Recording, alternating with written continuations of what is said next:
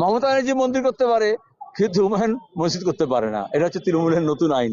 আমরা বারবার বলছি, সরকারের কাজ না মন্দির মসজিদ করা।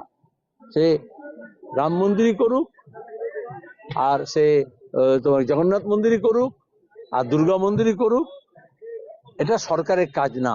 সরকারের কাজ স্কুল, কলেজ, বিশ্ববিদ্যালয়, রাস্তাঘাট, বাঁধ, সেচ তার ব্যবস্থা করা। কিন্তু যে কোনো মানুষ চাঁদা তুলে তার নিজের ধর্মস্থান তৈরি করতে পারে, এভাবেই তৈরি হয়। এটা তফাৎটা বোঝো। আর ভোটের জন্য, রাজনীতির জন্য মন্দির মসজিদকে ব্যবহার করতে নেই। মসজিদের কথা বলতে অভিষেক ব্যানার্জি করতে চলে আসলো। এটা যদি তোলাবাজি হতো, কয়লা চুরি হতো, বালি চুরি হতো, সোনা পাচার হতো, সেখানে অভিষেক ব্যানার্জি নাম আসতে পারে। গরু পাচারের কাছে আসতে পারে, শিক্ষক নিয়োগের দুর্নীতির, কালো টাকার ব্যাপারে আসতে পারে।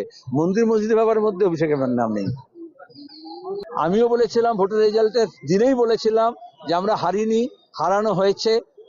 এবং সেটার জন্য তুমি জানো, এখন হুমায়ুন কবিরও বলছে। সেটা বলো কি বলেছে?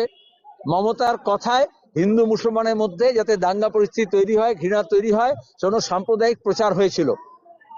তাহলে মমতা ব্যানার্জি আরএসএস এর নির্দেশিত পথে এই কাজ করেছিলেন, এবং আজকে দাঁড়িয়ে অধীরকে হারিয়ে ইউসুফ পাঠান হলো, হিন্দু মুসলমান নামে ভোট হলো, তাদের লাভ কি হলো? আজকে মুর্শিদাবাদে কোথায় ইউসুফ পাঠান? পার্লামেন্টে কোথায় ইউসুফ পাঠান? সে ক্রিকেটের মাঠে ক্রিকেটার হতে পারে।